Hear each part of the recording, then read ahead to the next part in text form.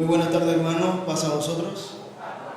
Nos sentimos contentos de estar aquí ante Dios y ante ustedes también, mis hermanos. Le doy las gracias al hermano Máximo por la introducción. Bienvenidos a la Iglesia de Dios, séptimo día, columna y apoyo de la verdad, a su servidor, el hermano Alfonso. Tengo el grato placer siempre de dirigir en esta ocasión la lección, la escuela sabática del día de hoy, febrero 11 del año 2023, titulada Los ojos del hombre. Y esto va seguido de una serie de lecciones que tiene como propósito estudiar diferentes comportamientos y situaciones que vamos a encontrar en la vida. Y como en la semana pasada estuvimos estudiando los ojos de Dios, nos dimos cuenta de que los ojos de Dios son omnipresentes, están en todo lugar. No hay quien pueda escaparse de su visión, de su alcance.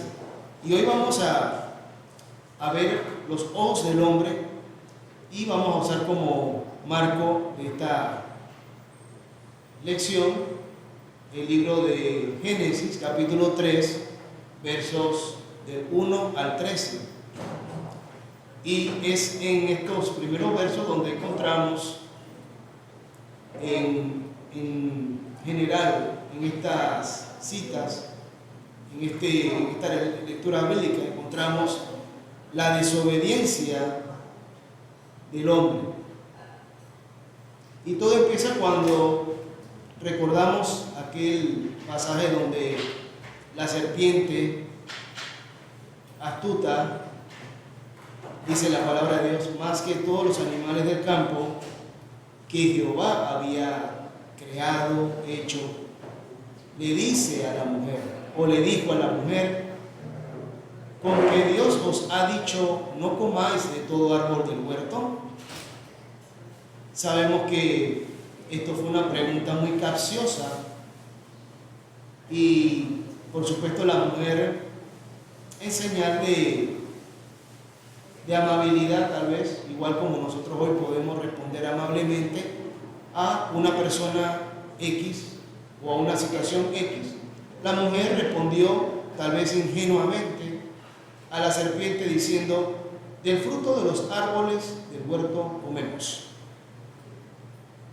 Y le da en el tercer verso una pista a la serpiente astuta, diciéndole, mas del fruto del árbol que está en medio del huerto, dijo Dios, no comeréis de él, ni le tocaréis, porque no muráis.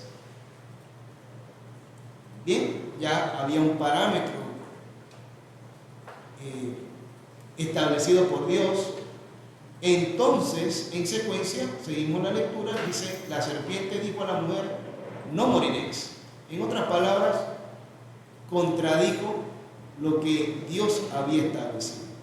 Esto pone en duda el pensamiento que tenía la mujer en ese momento. Y en el verso 5 dice, mas sabe Dios que el día que comiereis de él serán abiertos vuestros ojos y seréis como dioses sabiendo el bien y el mal. Aquí la mujer da el beneficio de la duda, igual como hoy en día podemos darle inconscientemente o ignorando las consecuencias el beneficio de la duda a las cosas que son contrarias a Dios. Y dice el verso 6, y vio la mujer que el árbol era bueno para comer. Es decir, que lo vio a su punto de vista, lo vio y le pareció agradable a los ojos y codiciable para alcanzar esa sabiduría de la cual la serpiente había comentado antes.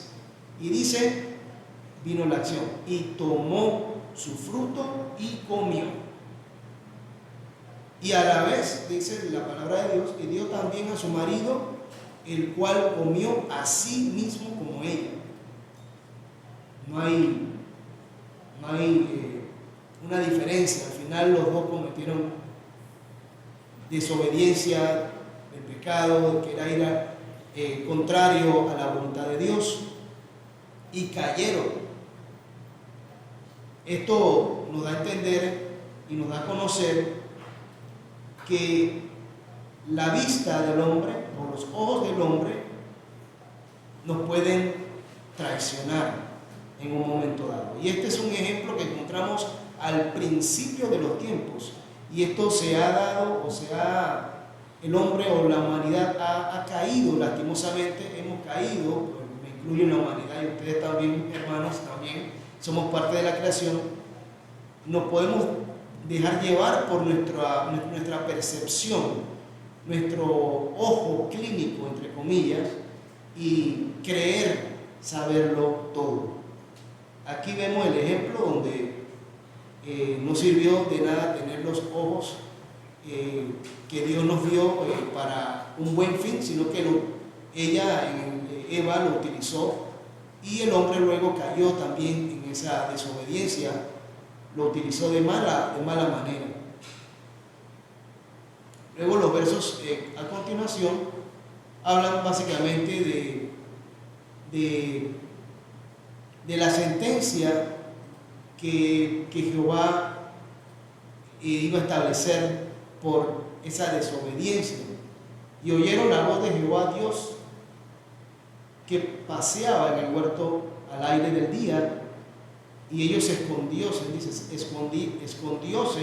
el hombre y su mujer de la presencia de Jehová Dios entre los árboles del huerto. Y allí ya conocemos el desenlace, pues, donde la mujer se excusa en que la serpiente la había engañado, y luego entonces cuestionó al hombre, Jehová, y también se excusó con su mujer diciendo que la mujer que me diste por compañera me dio de comer del fruto, o me hizo caer también. Y esto nos da a conocer también consecuencias que luego vienen al nosotros dejarnos llevar por nuestros ojos cuando cometemos una falta, un error. Y todo empezó con la codicia, con el pensamiento, y luego vino la acción. Y no estamos diciendo, y está claramente establecido en la palabra de Dios, todas las cosas que Dios ha creado las hizo para un bien.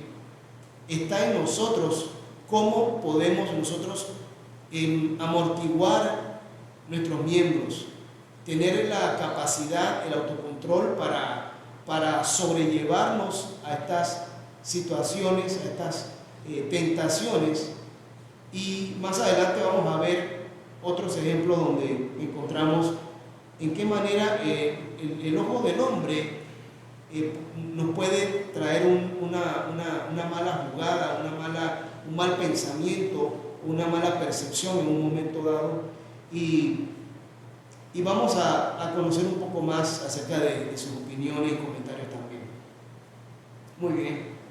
Vamos a ir al texto áureo que encontramos en Proverbios capítulo 3, verso 7. Voy a pedirle a un hermano o hermana voluntaria que con gusto se acerque al micrófono, se presente y pueda compartir con nosotros esta cita bíblica, y a la vez si tiene algún comentario también, bienvenido.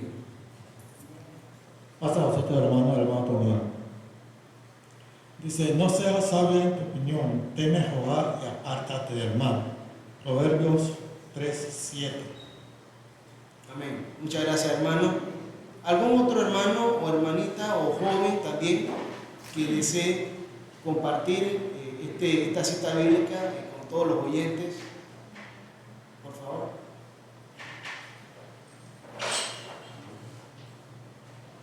Hasta vosotros, hermanos, hermanito Luis García que habla, dice el versículo: no seas sabio en tu opinión, teme a Jehová y apártate del mal. Proverbios 3:7. Gracias. A vosotros, hermanos. A vos, con la Padre, señora. Señor. No seas sabio en tu opinión, teme a Jehová y apártate del mal. Es clarito lo que nos está diciendo este versículo, hermanos, ¿verdad? Nos recomienda que no hagamos las cosas como nosotros pensamos, sino como la palabra de Dios nos dice que la hagamos, ¿verdad? Él nos aconseja que no seamos sabios en nuestra opinión.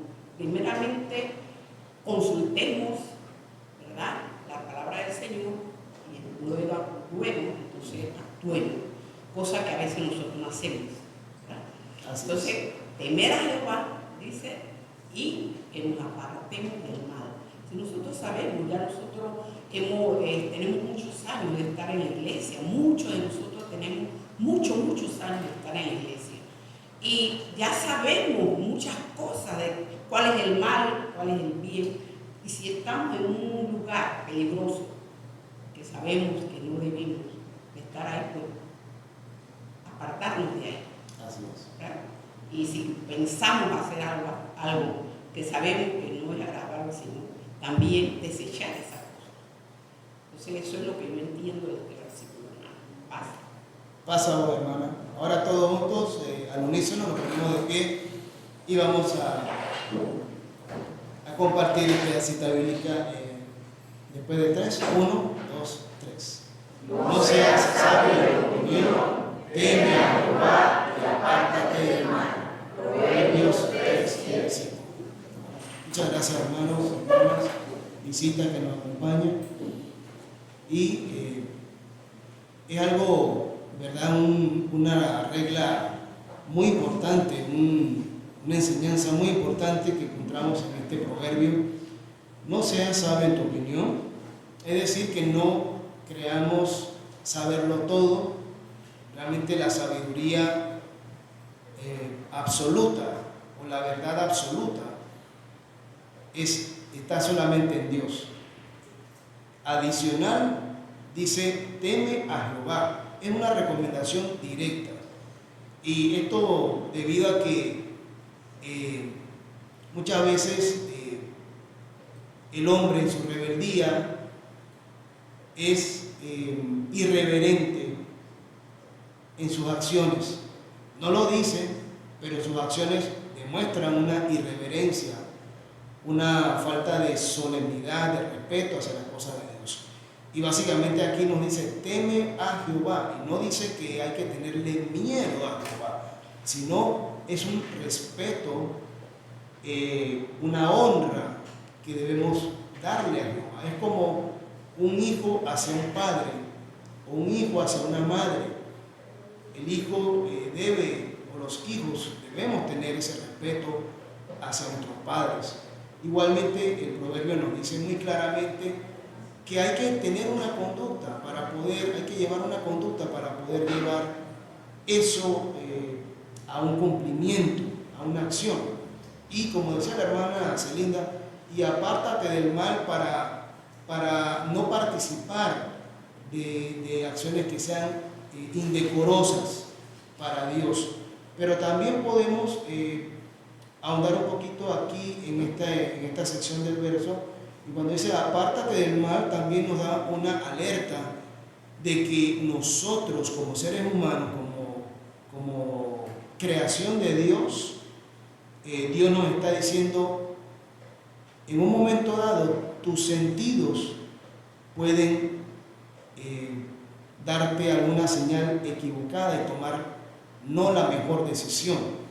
Entonces, debido a eso, nuestros ojos, los ojos del hombre, debemos tener la alerta de que ellos pueden traicionar nuestro juicio en un momento dado. Y por eso dice, no seas sabio en tu opinión. Primero debemos analizar qué es lo que Dios nos enseña en su palabra para tomar las mejores decisiones. ¿Qué es lo que otros han hecho en la misma situación tal vez? Y entonces tener un mejor criterio y tomar entonces una acción correcta. Eso es lo que realmente nos está enseñando este proverbio 3:7. Muy bien, hermano, gracias por todos sus comentarios. comentarios.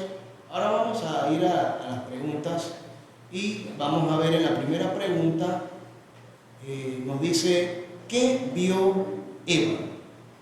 Nos dice la primera pregunta. ¿Sí? Vamos a pedirle, ¿sí? Ahí veo a la hermana María. Gracias, hermano Toniel, por favor, ¿nos puede ayudar con el micrófono? Gracias. A vos, padre, hermano. Vamos a leer, hermano, para poder. Y vio la mujer que el árbol era bueno para comer y que era agradable a los ojos. El árbol codiciable para alcanzar la sabiduría, y tomó de su fruto, comió y dio también a su marido, el cual comió a sí mismo como ella. Aquí vemos pues el título de la lección, los ojos del hombre. Aquí vemos como Eva, habiéndole el Señor ya explicado de los árboles que iba a comer, del fruto, ella codicia el árbol, ella ve y ella lo conoce. Entre todo que había, ella es. Entonces vemos que ella come y le da a su marido. Así que allí eso es lo que puedo entender. Pablo. A vos, paz, hermana, muchas gracias. Exactamente como usted lo ha dicho, la mujer Eva vio el árbol y con características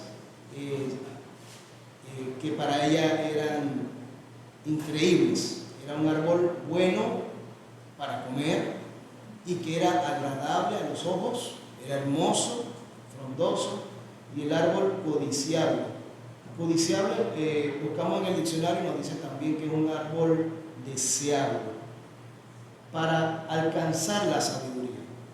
Bien, y aquí nos damos cuenta que esto fue simplemente una manera de manipulación de parte de la serpiente al tratar de colocar en la mente o de insertar en la mente la duda de que ellos podían ser como dioses, que ellos podían conocer lo bueno y lo malo, aun cuando ya Jehová les había dicho que no debían comer de ese árbol del bien y del mal. No significa esto de que ellos eran robots, de que no podían pensar. Por el contrario, sabían las reglas, sabían lo que era bueno, lo que era malo. Sin embargo, vemos aquí que en una manipulación de los sentidos, en este caso de colocar en la mente esa duda para luego utilizar la vista como el medio de conexión entre los pensamientos y lo que deseaba hacer la serpiente con ellos, se logró. Hoy en día hay muchas cosas que nos deslumbran. Nos pueden deslumbrar la farándula, nos puede deslumbrar los bienes materiales. Hoy en día nuestra juventud piensa mucho, y digo nuestra juventud en general, piensa mucho en tener un trabajo, pero no para apoyar tal vez en la obra o pensar en Dios, sino por cumplir ver ese árbol codiciable en el Porsche o en el estacionamiento de su casa. Ven ese árbol codiciable y lo ven como una meta. Y realmente eso es muchas veces lo que nos puede desviar de las cosas de Dios. Lo primero es pensar si realmente yo necesito algo que yo deseo, y luego entonces ponerlo en las manos de Dios y luego luchar y trabajar por ello. Si tengo necesidades, poner esas necesidades en prioridades y no lo que se me antoje al momento, porque vemos muchos medios de comunicación que nos venden comprar este producto, comprar lo otro, usa esta marca, y al final todas estas cosas inconscientemente caen en el subconsciente de nuestro cerebro por medio de los ojos y llegan y se quedan allí. Cuando usted va a ver, está comprando algo que para qué yo lo necesito, sí, pero en el momento te dejaste llevar por él. Bien, vamos a... ¿Sí, hermano?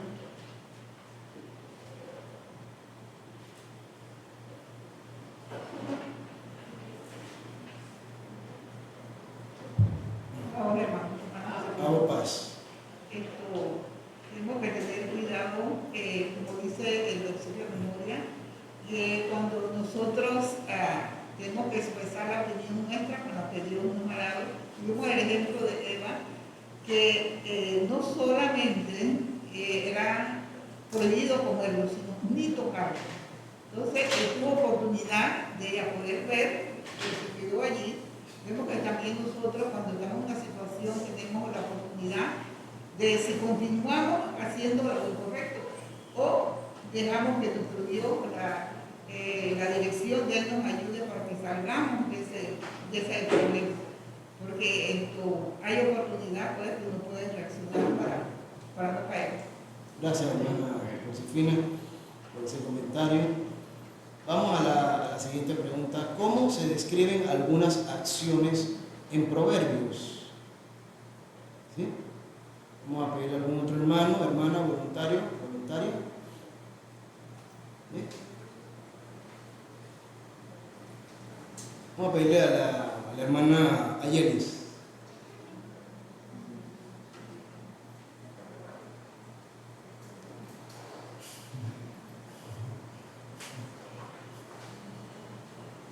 Ya saben, entonces cuando yo mande, así yo pregunto y ya se pasan 5 segundos, yo así de a dedo voy a...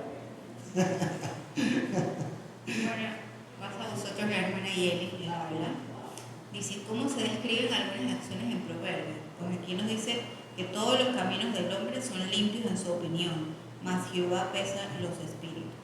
Pues, en nuestra opinión, nosotros siempre podemos decir que estamos haciendo las cosas bien, según nuestros ojos y nuestros actos, pero solo Dios puede decir si realmente son así. Okay. Muchas gracias, hermana Yelis. Muy bien. Bueno, esta pregunta es muy interesante porque es algo, el proverbio es algo poderoso realmente. Siento que es como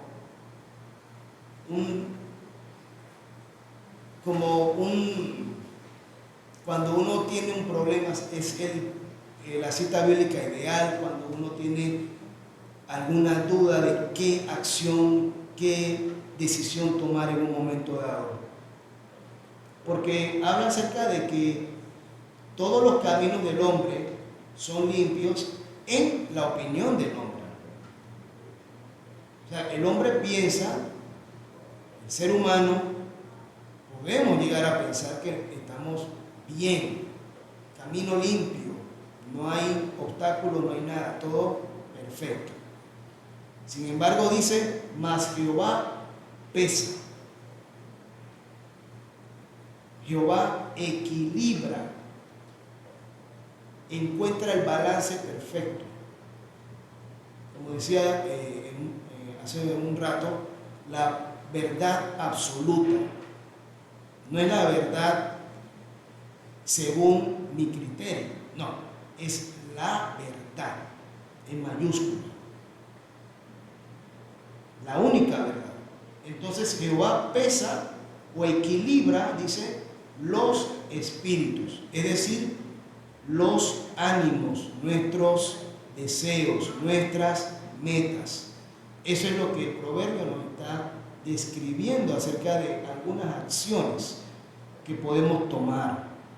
Y esto es algo, como les dije, para mí es una cita que me trae mucha fortaleza, porque y lo primero es aceptar que uno puede que no esté bien, que haya que corregir algo, pero aquí La verdad dice, mas Jehová pesa los espíritus. Así que muchas gracias, hermana Yelis. Vamos a continuar con la siguiente pregunta. ¿Vieron los israelitas a Dios cuando los mandamientos fueron dados? ¿Lograron ver los israelitas a Dios en ese momento?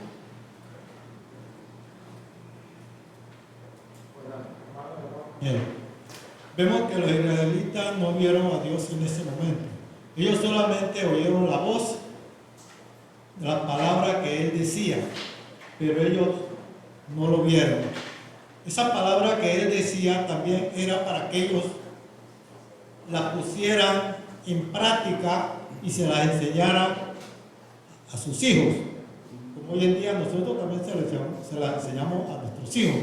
Entonces, ese era lo que ellos tenían que hacer: oírla, cumplirla y ponerla en práctica para nuestros hijos. Pero no vieron ninguna figura de Dios ni nada, solamente oyeron la voz de Dios y las palabras que Él hablaba. Gracias, hermano Toniel. Gracias. Y la respuesta es una pregunta cerrada, porque es un sí o un no. ¿Vieron los israelitas a Dios cuando los mandamientos fueron dados? No. ¿Pero por qué? Porque dijo Jehová, yo les hago oír mis palabras, con el propósito, como decía el hermano Otoniel, de que utilizaran ese conocimiento para ellos y para aprender y para tener todos los días de su vida, eso sobre la tierra, y enseñar a sus hijos. Y algo importante, el verso 12 nos dice: y habló Jehová con vosotros de en medio del fuego, y lo hizo en el monte Horeb. Este es un dato muy importante, porque más adelante vamos a ver otra pregunta relacionada con ese lugar. Y nos dice el verso 12 en esta pregunta 3: habló Jehová con vosotros de en medio del fuego, oísteis la voz de sus palabras, mas a excepción de oír la voz, ninguna figura visteis. Y esto lo vamos a ver, el por qué, me iba a adelantar, pero el verso 12 nos está dando una pista. La idea era que no vieran ninguna figura. Y vamos a ir a la cuarta pregunta ahora. ¿Qué razón fue dada por Moisés del por qué no vieron ninguna figura? ¿Algún hermano? Hermana Berta. Gracias, hermana Berta. Paz a vos, hermano, que es la hermana Berta.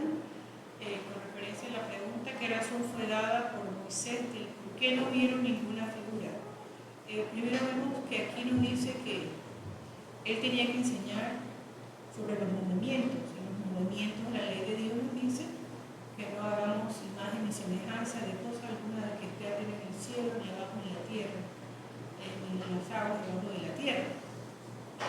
Y vemos también que Dios no se nos presenta en forma de ningún animal, ni imagen, ni nada de lo que nosotros podemos pensar. Se presentó en ese momento en forma de fuego, ¿verdad? ¿Por qué razón? Para que el hombre no se corrompiera en su mente y tuviera más ideas para hacer imágenes, ¿verdad? Porque lastimosamente el hombre en su mente muchas veces necesita arraigarse a algo físico y nosotros nos estamos tratando con algo espiritual.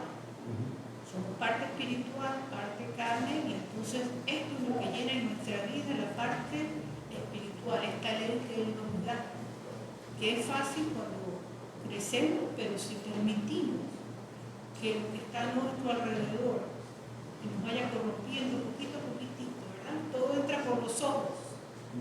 Esa es la razón que estamos, ¿verdad? Entra por los ojos, que nos gusta un vestido rojo, nos gusta un vestido negro, nos gusta un zapato verde, cualquiera de estas cosas. Decíamos eso, por eso que el mandamiento nos dice, nos habla sobre la codicia, que no codicien a la mujer de este, al hombre de este, todas las cosas, no solamente físicas, sino materiales. Entonces todo entra por los ojos. Y entonces Dios por eso también se presenta en una manera de que no es una imagen en sí misma, sino como una fuerza. Gracias. Gracias, hermana Berta. Y volviendo a la pregunta, ¿qué razón fue dada por Moisés del por qué no vieron ninguna figura? Y como la hermana lo dijo, precisamente para que no se corrompieran, lo dice el verso 16, si lo buscan en sus Biblias, porque no os corrompáis y hagáis para vosotros escultura, imagen de figura alguna, efigie de varón o hembra, figura de algún animal que sea en la tierra, figura de ave, alguna alada que vuele por el aire, figura de ningún animal que vaya arrastrando por la tierra, figura de pez alguno que haya en el agua debajo de la tierra.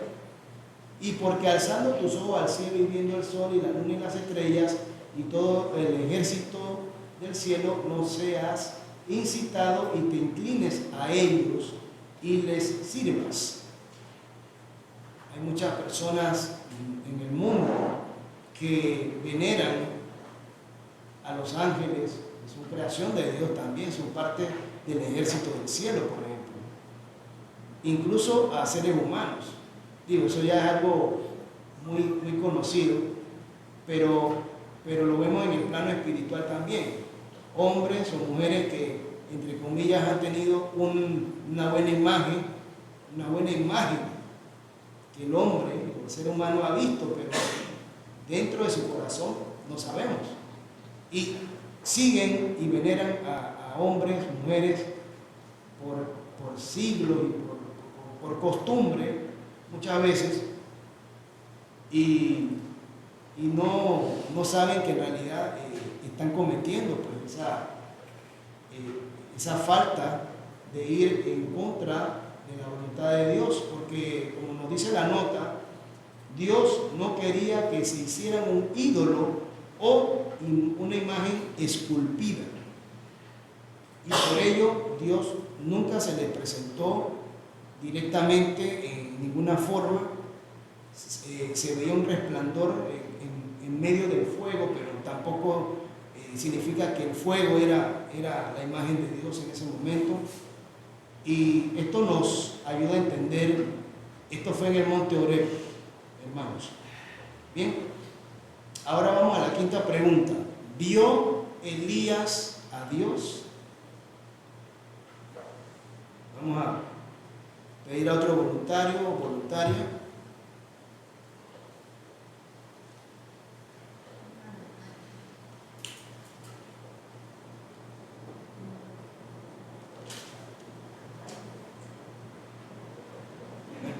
Gracias, hermana Vanessa.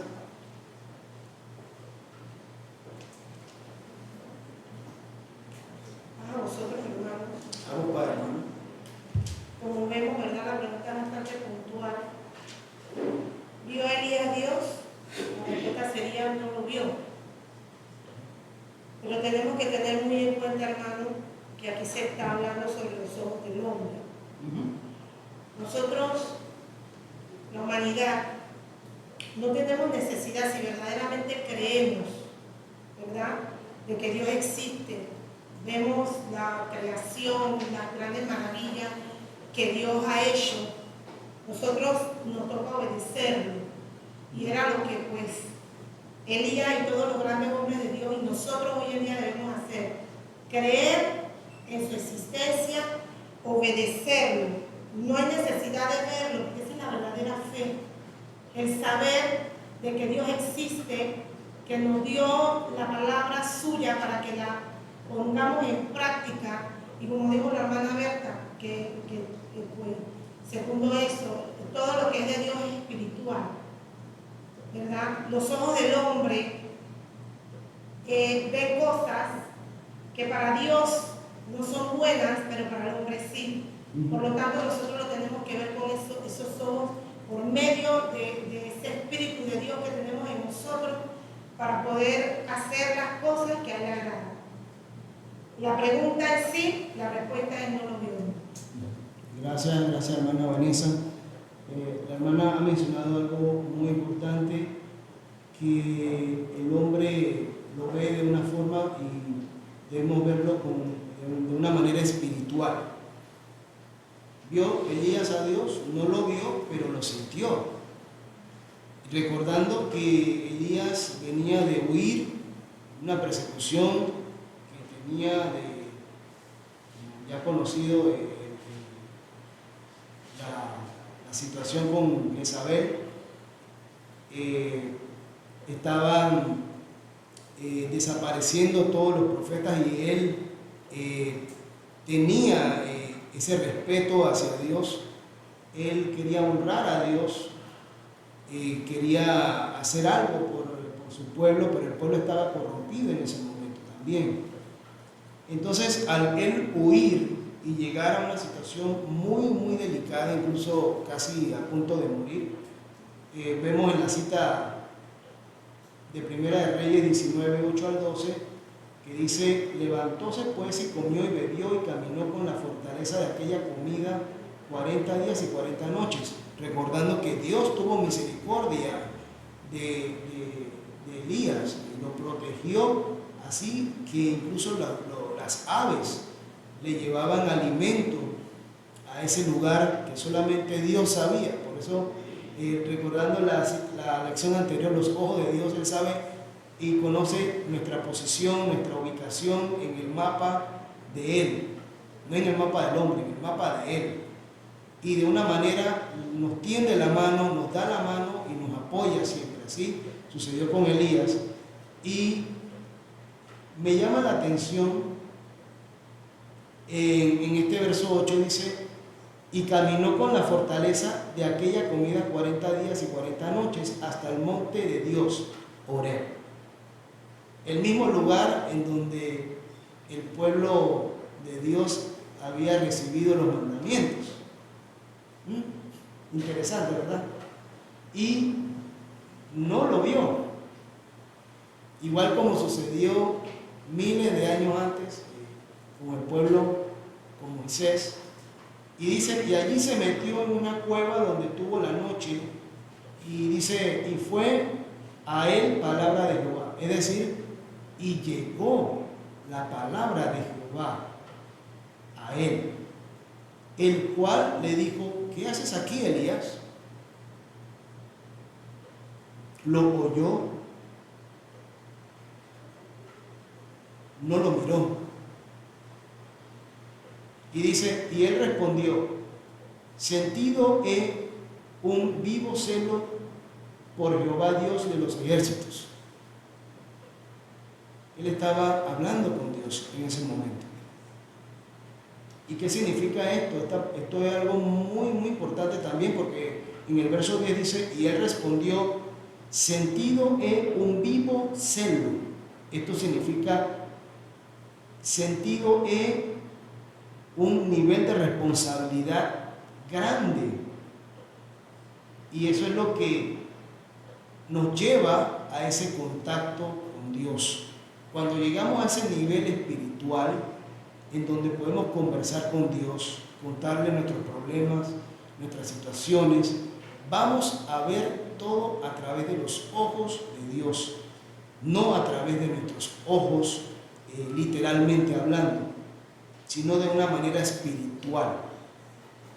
Y de allí conocemos por qué los hijos de Israel han dejado tu alianza, han derribado tus altares, se desviaron pues del camino. Y vemos algo interesante al final, donde dice: y él le dijo, Jehová le dijo a Elías: sal, ponte en el monte delante de Jehová, y he aquí Jehová que pasaba, y un grande y poderoso viento que rompía los montes y quebraba las peñas delante de Jehová, mas Jehová no estaba en el viento. Y tras el viento un terremoto, mas Jehová no estaba en el terremoto. Y tras el terremoto un fuego, mas Jehová no estaba en el fuego. Y tras el fuego un silbo apacible y delicado. ¿Qué nos va a entender esto, hermanos?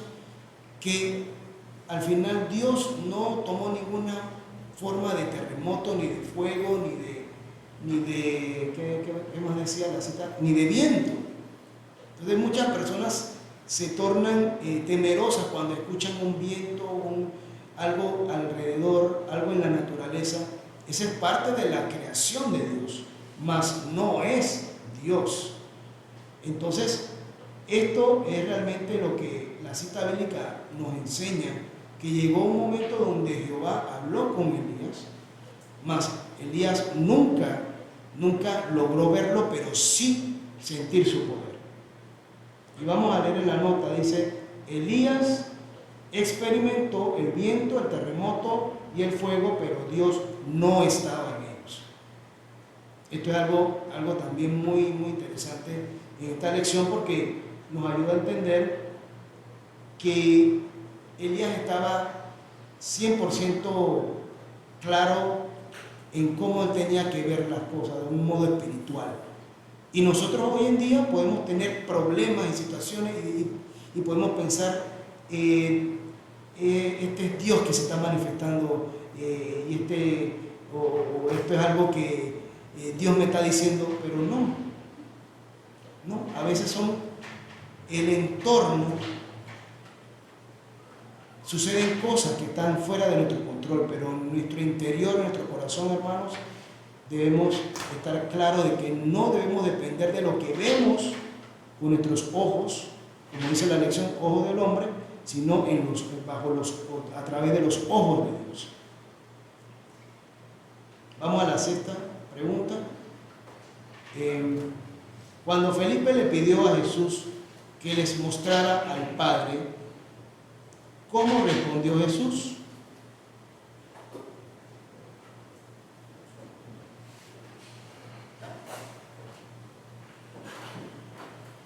Gracias, hermano José. Puedes subir, hermano. Gracias. Pasa a vosotros, hermanos. Hermano José. Que en esta pregunta, cuando Felipe le hace esta pregunta, Jesús le dice: tanto tiempo que han estado conmigo, han visto todos los milagros, han visto todas las maravillas, y aún así ¿por qué preguntan esto? O sea, están viendo, o sea, Jesucristo era el representante de Dios. Es como si estuvieras viendo a Dios alrededor de ellos. Entonces, también inclusive él dijo la famosa frase: yo soy el camino, la verdad y la vida, nadie viene al Padre sino por mí. O sea, si por medio de mí estás viendo al Padre. Entonces, él les dice: tanto tiempo que han estado conmigo y aún están preguntando o demandando ver al Padre, están viendo a través de mí al Padre. Así que, como dice el tema, o el tema de esta lección, los ojos del hombre, no estaban viendo ante los ojos del hombre, no querían ver a Dios, pero no daban más, su vista no estaba más allá. Y por eso es que Jesús le dice: tanto tiempo con que he estado con ustedes y están preguntando cuándo vamos a ver al Padre, si a través de mí estaban viendo al Padre. Pasa a vosotros, hermanos. Gracias, hermano José. Como usted lo ha dicho, ¿cómo respondió Jesús? Así como usted lo ha dicho, básicamente fue como un buen maestro, ¿no? Te he enseñado tantas cosas y cómo es posible pues, que no hayas comprendido que la forma, mis acciones, mi forma de hablar, mi forma de proceder, lo que he enseñado es exactamente como si el Padre estuviera aquí. Y le dice: tanto tiempo que estoy con vosotros, dice, y no me has conocido, Felipe. No lo vemos tanto como un reproche, pero sí como una manera de educarle. Y yo puedo decir pues que aquí Jesús también con su ejemplo, el ejemplo perfecto, Él les mostraba a ellos cómo era el Padre. No era lo visual realmente a lo que Él se refería cuando Él le respondió a Tomás y a Felipe, sino a sus gestos, su personalidad, su mentalidad, su ánimo, su espíritu, su fortaleza, recordando las veces que fue insultado, que fue vituperado, que fue dejado como degradado como ser humano. Y eso nos ayuda a entender también cómo debemos ser en el hogar. La imagen de nosotros como padres, igualmente como nuestros hijos ven un ejemplo a seguir, asimismo los discípulos veían a Jesús como un padre, pero Jesús seguía la voluntad de su Padre igualmente. O sea que era un intercambio de conocimiento, de sabiduría que llega hasta el núcleo familiar. De esa misma forma debemos también nosotros tomar este ejemplo y ser buenos representantes del cuerpo de Cristo, con el buen ejemplo, con la manera de hablar, y en la forma como vemos las cosas. Si no tenemos un criterio claro, y vuelvo al Proverbio 3:7 del texto áureo, debemos honrar a Jehová y no ser sabios en nuestra opinión, y siempre tener el autocontrol de, antes de decir algo que hemos visto o decirlo o cometer o ejecutar una acción, debemos ponernos en el lugar de Jesús. ¿Qué haría nuestro Señor Jesús si pasara esto? Ese es realmente lo que Jesús quería compartir con Felipe en este escenario. ¿Sí?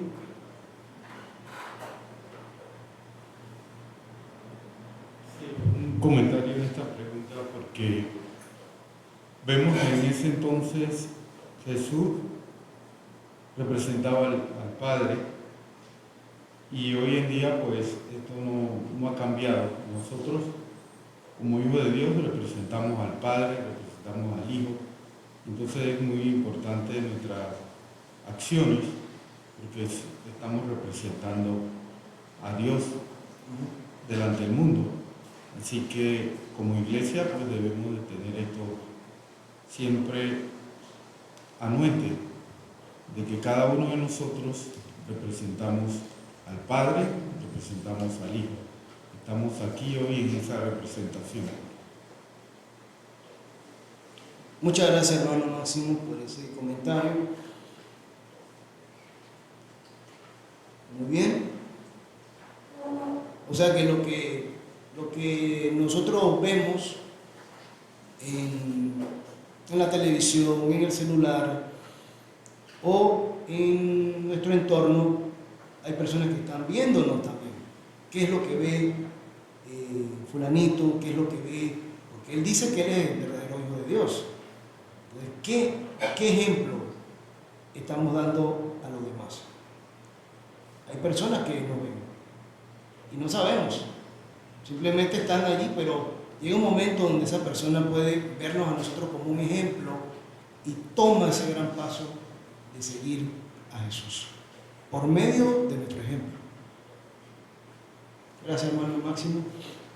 ¿Cómo comenzó el pecado en Achán? Voy a tomar esta pregunta porque me parece interesante, porque a veces podemos pensar que es malo ver algunas cosas La mujer, Dios, toda la creación de Dios es hermosa y nosotros como hijos de Dios tenemos los ojos para ver, pero hay una condición aquí muy especial, lo que le sucedió o comenzó el pecado de Achab. Dice que él vio de los despojos un manto babilónico muy bueno, 200 ciclos de plata, un changote de oro, dice de un peso de 50 ciclos, lo cual dice codicié y tomé. Entonces ahí es donde está el pecado, y vemos cuando Jesús le dice, Jesús habla muy explícitamente, le dice que cuando ves a una mujer no es necesario estar con ella, si solamente codicias en tu mente ya estás pecando. Y esa es la condición que el hombre debe de cuidar cuando quieres tener algo que no te pertenece, deseas algo y lo codicias en tu corazón, en tu mente y luego la acción, lo tomas.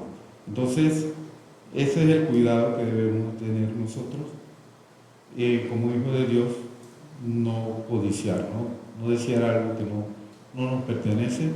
Este es lo que le pasó a Achab, y así dice que comenzó el pecado en él. Gracias hermano Máximo.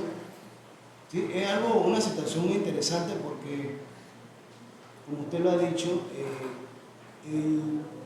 el pecado no es el entorno o las riquezas que existen en el mundo. Sin embargo, están allí y son pasajeras.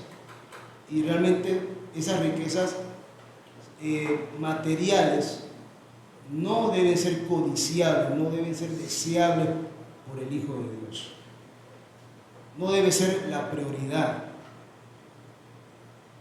Entonces esto fue lo que pasó con Achab, en donde Josué tenía la misión pues, de investigar qué había pasado en esa situación en donde se había perdido un manto, ¿verdad?, babilónico muy bueno, en el verso 21, por orden de Jehová. Josué tomó esa acción.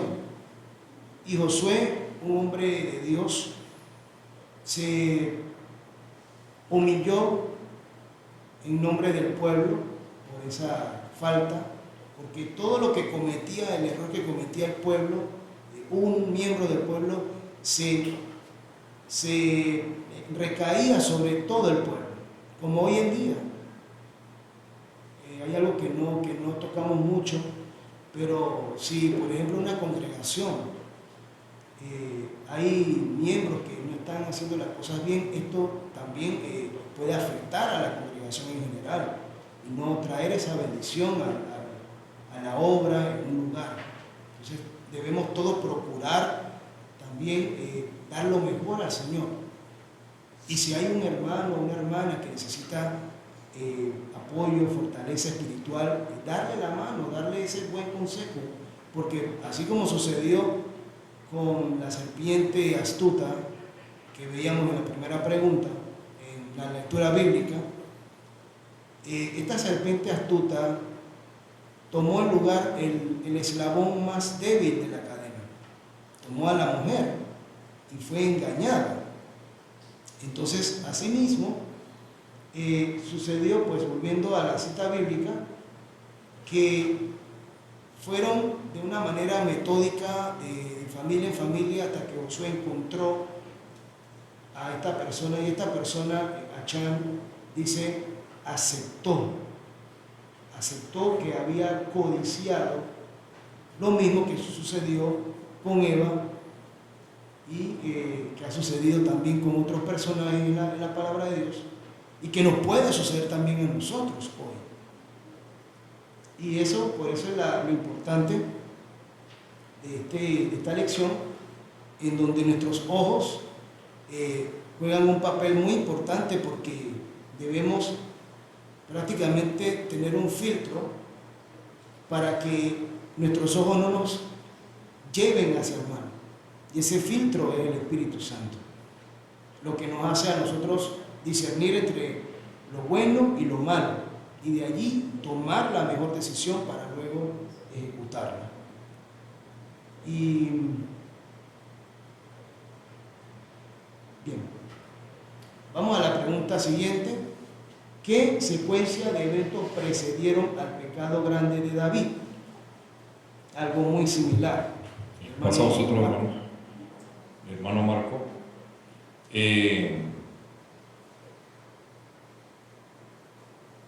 Sí, esta pregunta es algo consecutivo a la otra, ¿no? Dice, ¿cómo comenzó? No, dice, ¿qué secuencia de eventos precedieron al pecado grande de David? Segundo libro de Samuel, capítulo 11, versículos 1 y 2.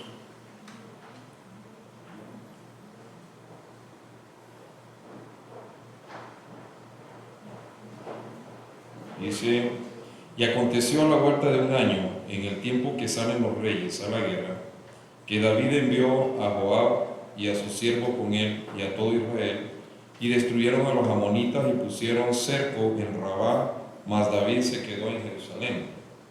Y acaeció que levantándose David de su cama a la hora de la tarde, paseábase en el terrado de la casa real, cuando vio desde el terrado una mujer que se estaba lavando, la cual era hermosa.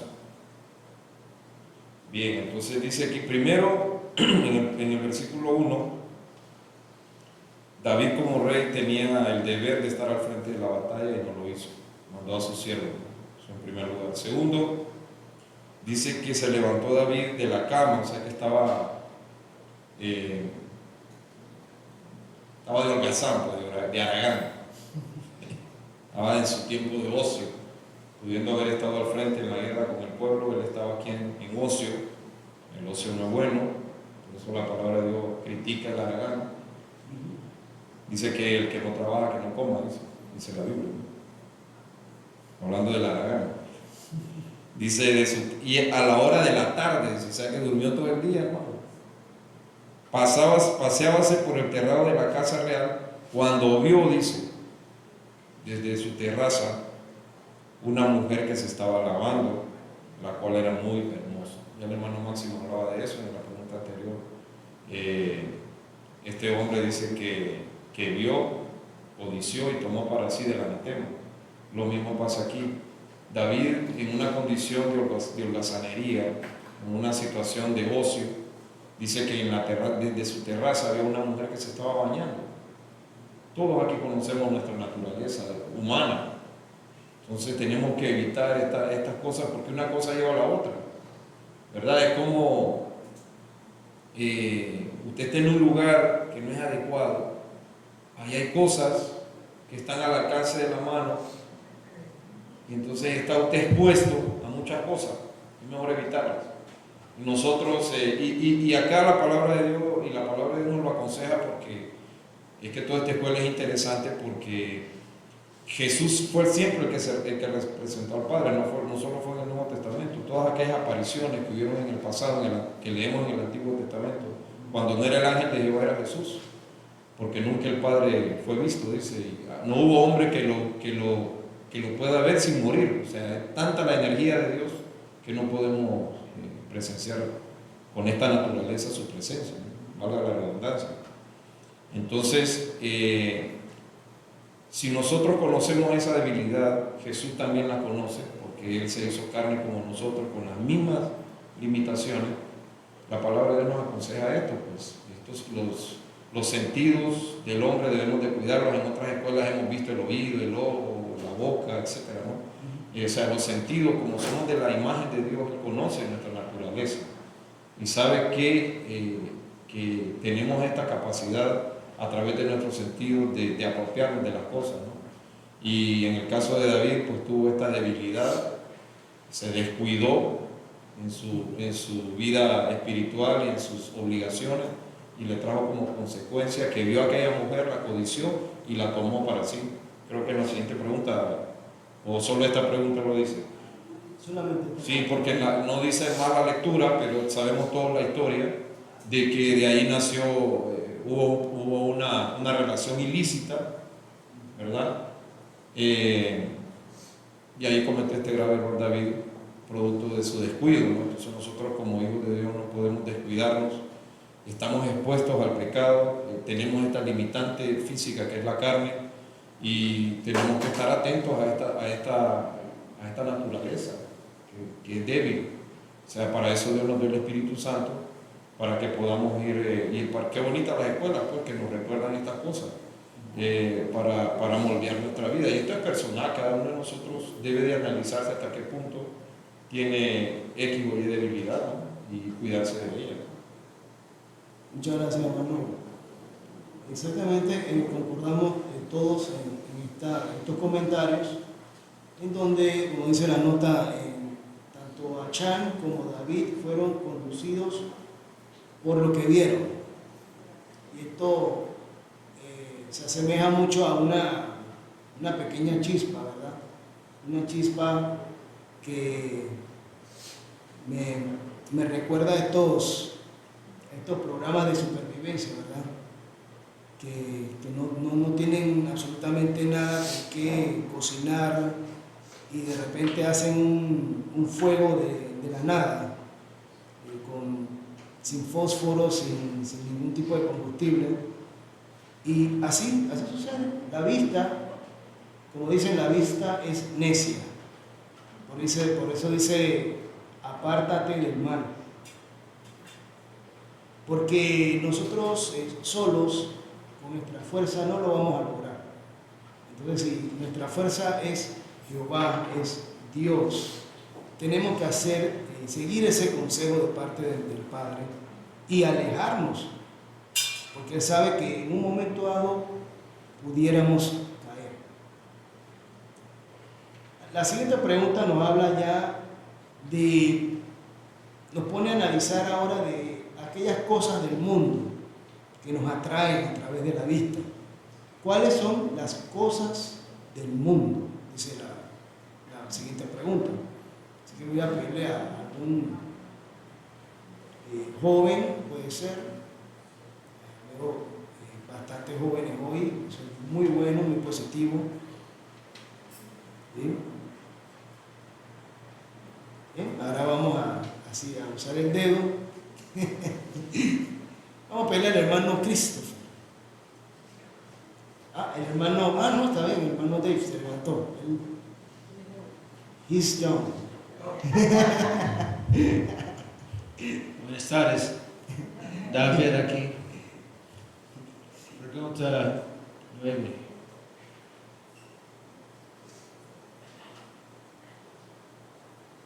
Verso 16. Porque todo lo que hay en el mundo, los deseos de la carne, los deseos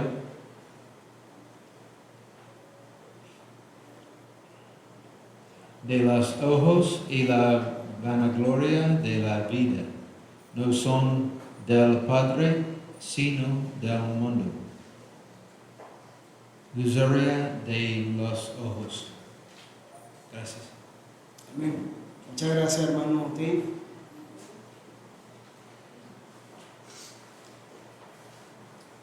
Sí, y viendo entonces la pregunta nuevamente, ¿cuáles son las cosas del mundo? Y cuando dice cosas, los detalles son muy importantes. Cosas están en paréntesis, en comillas. ¿Por qué cosas en comillas?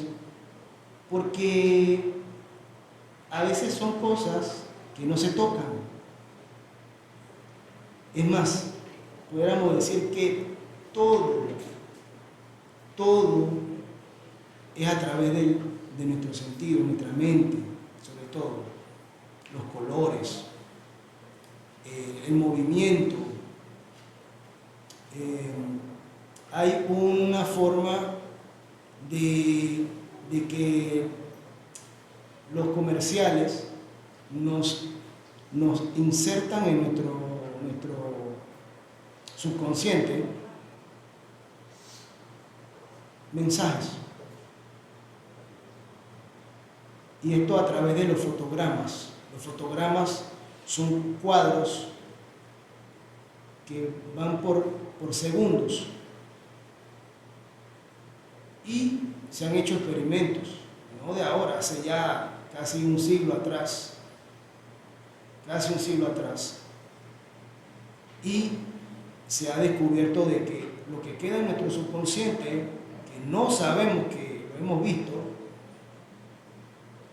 afecta nuestras decisiones. ¿Por qué ustedes creen que hay tantas personas consumiendo bebidas carbonatadas, por no darle propaganda a nadie? ¿Por qué marcas utilizan este tipo de métodos para atraer a las masas? Porque los ojos son ese medio y llega ese mensaje a nuestro cerebro y se queda allí. Cuando estamos durmiendo, ese mensaje sigue allí trabajando, y por eso es que un día de repente vi que un grupo de personas les gusta tomar X refresco, yo voy a probarlo, porque eso quedó aquí.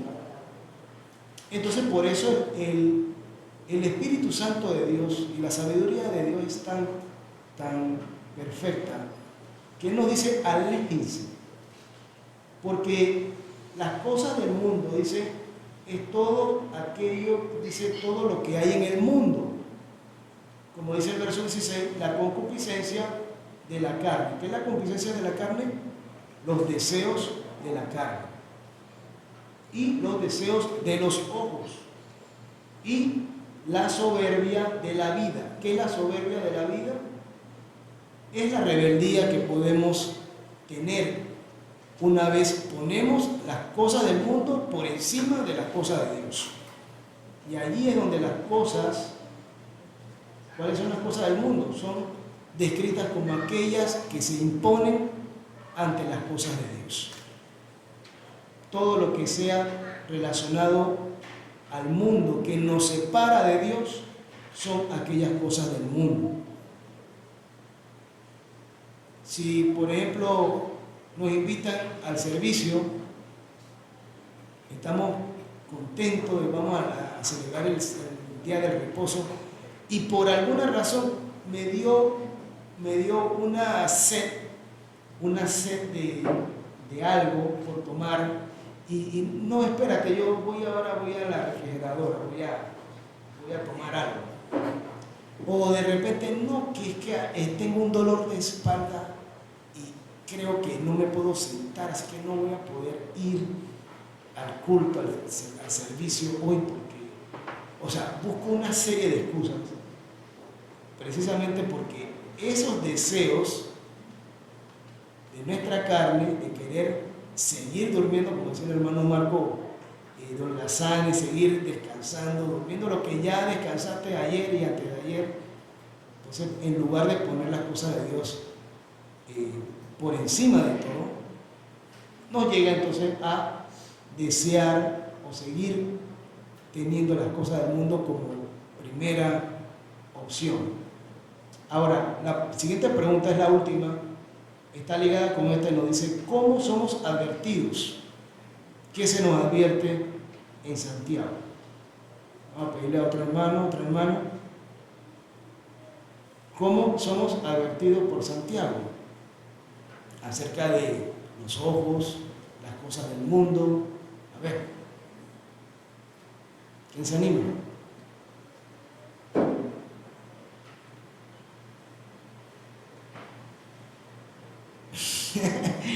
Hubieron varios que se movieron así como que iban,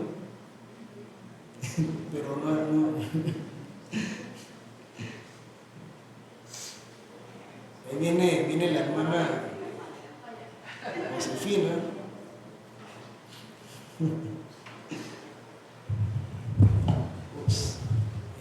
Un hermano que ayuda a la hermana con el micrófono, por favor. Gracias.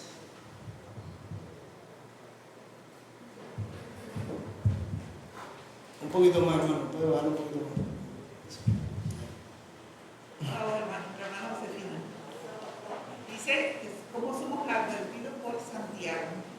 Que muchas veces pensamos que Dios nos está probando, pero dice que, como tiene relación con la pregunta anterior, lo que nosotros hacemos está en nuestra mente y el deseo de hacer algunas cosas que no son correctas. Entonces Dios no está probando, sino que nosotros vamos a tener una decisión de qué vamos a hacer. Si vamos a hacer lo que nosotros, como decía Alberto Memoria, pensamos que está bien o lo que Dios nos ha dicho que es lo correcto de hacer. Entonces Dios llega un momento que cuando Él va a pesar, si nosotros estamos de acuerdo a Él o de acuerdo a nuestros ojos, nuestros deseos carnales, y ahí es donde Él va a decir si nosotros estamos aptos para hacer, darle la oportunidad de vida, pues, o viene la consecuencia que estudiamos, porque estudiamos al principio, que vino la consecuencia de la muerte por la desobediencia del hombre. Entonces la decisión de uno es la que va a tener él en cuenta, si queremos hacer lo que es más cómodo para nosotros o lo que a Dios le agrada. Gracias hermana Josefina. Bien, respondiendo a la pregunta, según las citas bíblicas, lo podemos concluir de la siguiente forma. Gracias hermano Josefina. ¿Cómo somos advertidos por Santiago? Bien, nos dice Santiago que bienaventurado y dichoso el que sufre la tentación. Con esto nos está diciendo, nos está advirtiendo que vamos a tener tentaciones. Y ya ahora viene una recomendación. Bienaventurado, o una palabra de exhortación. Bienaventurado el varón que sufre. ¿Qué es sufrir? Resistir, soportar la tentación. Y viene un beneficio, una consecuencia, algo bueno, porque cuando fuere probado, recibirá la corona de vida. Nos advierte Santiago que vamos a sufrir, entonces, si queremos llegar a esa corona de vida, vamos a sufrir. No es que vamos a tirarnos al piso y a lamentarnos, no, eso no es lo que significa sufrir. Sufrir significa resistir y soportar. Son verbos que el mundo maneja de una forma, pero la palabra de Dios nos lo dice claramente como es. Y el verso 13 nos ayuda a entender que cuando alguno es tentado o fuere tentado, en otras palabras, cuando fuere seducido a través de los ojos o por otros sentidos, no diga que es tentado de Dios, no le echemos la culpa a Dios. Porque Dios no puede ser tentado de los malos, ni Él tienta a alguno. ¿Saben quién tienta? El tentador. ¿Y quién es el tentador? El enemigo. Mateo 4:1. Vamos a leerlo. Entonces Jesús fue llevado del Espíritu al desierto para ser tentado del diablo. Y habiendo ayunado 40 días y 40 noches, después tuvo hambre. Y llegándose a él, el tentador dijo, etcétera, etcétera, etcétera. Ahí lo podemos encontrar, hermanos. Entonces, al final de la cita bíblica, hermano, nos está diciendo cómo el pecado puede crecer en nuestro corazón al punto de convertirse como si fuera un recién nacido, ¿verdad? Uno concibe y da a luz el pecado que nació en nuestro corazón a través de los ojos, y que eso va a tener una consecuencia. ¿Cuál es la consecuencia? La muerte. Eso es lo que nos advierte Santiago, ya para finalizar esta lección, y le doy las gracias a cada uno de ustedes por su participación. Vamos ahora a un receso de 10 minutos.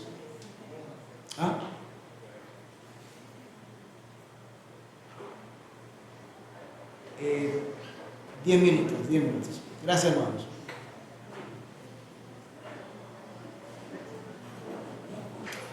Para información, si se cortó, para los hermanos que pregunten por